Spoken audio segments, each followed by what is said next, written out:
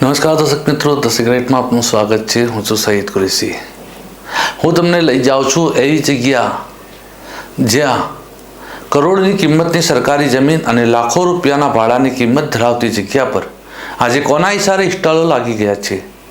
માર્ગ અને મકાન વિભાગની આ વિશાળ સરકારી જમીન પર દબાણ કરી 12 થી 14 સ્ટોલો લગાવવામાં આવ્યા છે, તે પણ ફાયર સેફટી વિના. નગરપાલિકાને આ દબાણ વિશે કોઈ જાણ નથી અને અધિકારીઓ પણ જવાબદારી સ્વીકારતા નથી કે કોઈ પ્રતિક્રિયા આપતા નથી. માર્ગ અને મકાન વિભાગમાં પૂછપરછ કરતા તેઓ પણ જવાબ ટાળી રહ્યા હતા કે અમને કંઈ ખબર નથી, ધ્યાનમાં આવશે ત્યારે પગલાં ભરીશું.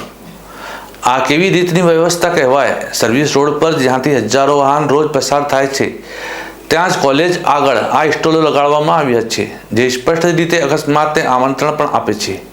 ખરીદી કરવા આવતા ગ્રાહકોના વાહનો સ્ટોલ આગળ ઊભા રહે તો ટ્રાફિક જામ થવાનો ખતરો છે અને ત્યારે પોલીસની પણ મદદ લેવી પડશે.